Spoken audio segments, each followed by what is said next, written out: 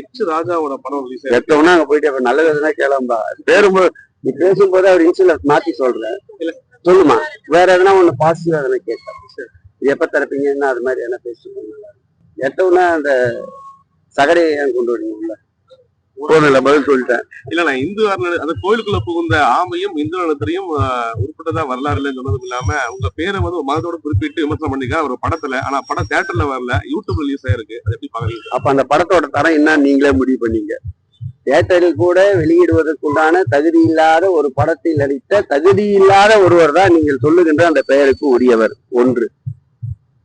இரண்டாவது, இந்த ஆட்சியை பொறுத்தளவில் எல்லோருக்கும் எல்லாம் என்ற ஆட்சி. இனத்தால் மொழியால் மதத்தால் நாங்கள் யாரையும் பிளவுபடுத்தி பார்ப்பதில்லை. எனக்கு அருகிலே நின்று கொண்டிருக்கின்ற ஐஏஎஸ் அதிகாரி எந்த மதம் என்றே எங்களுக்கு தெரியாது. கேள்வி கேட்கின்ற நீங்களும் எந்த மதத்தினரே எனக்கு தெரியாது. ஏதாவது இப்படி கேள்வி கேட்கின்ற போது ஏதாவது விரும்பத்தகாத நிகழ்வு என்றால் கூட எந்த பத்திரிகையாளர் என்றுதான் கேட்போமே தவிர எந்த மதத்திலிருந்து கேட்பது கிடையாது. ஆனால் நீங்கள் சொல்ல அந்த நபரிடம் ஏதாவது பத்திரிகை செய்தி கேட்டு பாருங்கள், அவர் குறிப்பிட்டிருப்பது எந்த மதம் என்றார். அதனால் மதத்தால் இனத்தால் மொழியால் மக்களை பிளவுபடுத்த வேண்டும் என்று நினைக்கின்ற அந்த தீய சக்தி இந்த தமிழகத்தில் அவருடைய பணிகள் எடுபடாது.